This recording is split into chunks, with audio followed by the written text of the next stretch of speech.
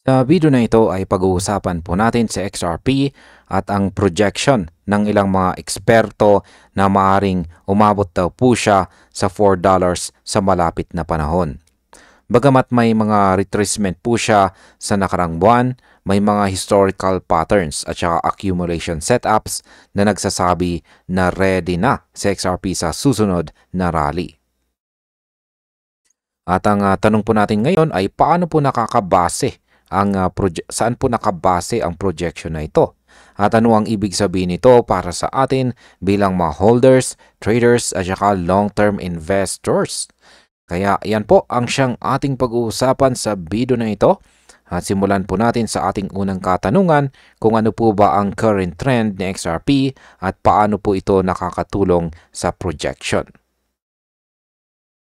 Base po sa analysis ni Don sa X, si XRP ay nananatiling nasa ibabaw ng $2 support sa kabila ng retracement na 7% sa nakaraang 7 days at 20% sa nakaraang 30 days.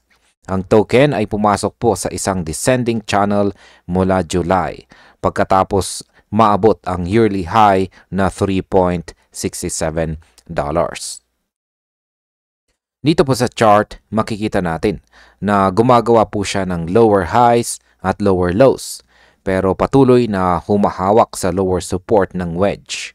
Kahit nagkaroon po ng fake breakouts kagaya ng $2.72 na low noong August at short crush sa 0.77 sa October, ang momentum ng XRP po ay steady at hindi po bumagsak drastically. Ano po ba ang ibig sabihin ng accumulation dito sa chart ni XRP?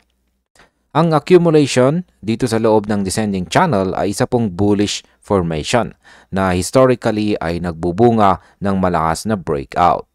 Kapag marami pong holders ang nag-accumulate sa support levels, nababawasan ang selling pressure sa market. Ibig pong sabihin ay may strategic accumulation ng mga long-term holders at institutional players. Ang chart setup na ito ay parang paghahanda ng XRP bago ang malaking galaw. Kahit may rejection sa mid-range sa $2.27 kamakailan lang, ang token ay patuloy po na bumabalik sa lower support. Para po sa atin bilang mga traders at hodlers, ito po ay sinyales na kailangan pong bantayan natin ang breakout points para sa next potential rally. Ngayon ay paano naman po nakatulong ang historical context sa projection? Sa nakaraan, si XRP ay pumasok po sa isang descending channel mula January hanggang early July bago po tumaas ang yearly high. Pagkatapos po ng peak na $3.40 sa January, nagkaroon siya ng correctional phase pero hindi bumagsak ng drastically. Ang 6-month suppressed momentum ang siyang nagdala kay XRP mula $2.31 hanggang $3.67 sa loob lamang ng ilang araw noong July. Ang pattern na ito ay nagbibigay po ng historical precedent na maaaring maulit. Kaya sinasabi po ni Don na ang kasalukuyang setup ay katulad po ng dati at ang breakout mula sa current channel ay may potensyal na pumunta sa bagong ATH or all-time high na $4. Ngayon ay bakit po ba tinawag na easy target ang $4?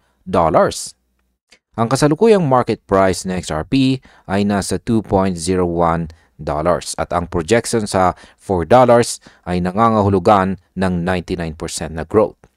Ang tinatawag po ni Don na easy target ay base po sa strong accumulation, descending channel setup at saka historical breakout pattern.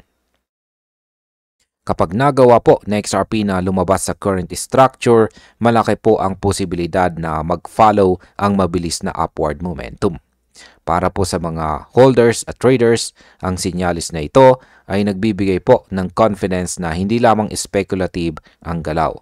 Ang liquidity po sa lower support at institutional appetite ay maaaring mag-trigger ng smooth price ramp. Kaya hindi lamang po pangarap ang $4. May basis po ito sa on-chain at saka chart analysis. Ngayon ay ano naman po ang pananaw ng ibang mga analyst tungkol sa $4 na target? Hindi lamang po si Don ang may bullish na pananaw kay XRP. Ayon naman po kay Kasi Trades, kapag natapos po ang consolidation period, ang token ay maaring umabot ng $4.5. Samantalang si Egrag Crypto ay may agresibo. Siya po ay mas agresibo at naniniwala na si XRP ay hindi po titigil sa $4, kundi pwede pang maabot ang $27 per coin sa long term. Ang consensus ay malakas ang confidence sa breakout dahil sa kombinasyon po ng accumulation, historical bullish patterns at institutional interest. Para po sa mga traders at hodlers, malaga pong bantayan natin ang consolidation at breakout areas. Ang mga projections ay nagbibigay po ng framework para sa risk management at saka strategic positioning sa market. Ngayon ay paano naman po makakaapekto sa market ang projected breakout? Kapag si XRP ay nag-breakout mula sa current descending channel, ang market ay maaari pong makaranas ng rapid upward momentum or mabilis na pag-angat na momentum. Ang mga traders ay maaari pong magdagdag ng positions habang nagpa-pump ang presyo. Habang bumababa ang selling pressure sa support levels, lumalaki ang posibilidad ng sustained rally. Para po sa mga hodlers, ito ay senyales na ang token ay magiging mas scarce at desirable. Ang breakout ay hindi lamang technical. Ito ay psychological trigger sa market. Kapag may mas mataas na liquidity demand at limited supply, si XRP ay posibleng tumaas ng mabilis patungo sa $4 o higit pa sa short term. Ngayon ay ano po ang dapat nating bantayan bilang mga holders at traders? Ang pinakamalagang bantayan po natin ay siyempre ang breakout confirmation, volume spikes at retention sa support levels. Kapag si XRP ay nagsara sa ibabaw ng resistance ng channel, ito ang pinakamalakas na signal na handa na ang token sa next leg up. Bantayan din natin ang sudden retracement na maaring maging fake breakout. Para po sa atin bilang mga hodlers at traders, dapat may plano po tayo ng entry at saka exit. Siyempre, pati na rin ang risk management sa ating stop loss levels. Ang combination po ng historical patterns, accumulation setup at institutional interest ay nagbibigay po ng blueprint para sa strategic positioning. Kaya dapat alerto po tayo sa mga susunod na araw dahil maaari pong simula pa lamang ito ng malaking galaw. At bilang panghuli ay ano naman ang aking masasabi tungkol dito? Ang projection na $4 para kay XRP ay hindi lamang simpleng hype.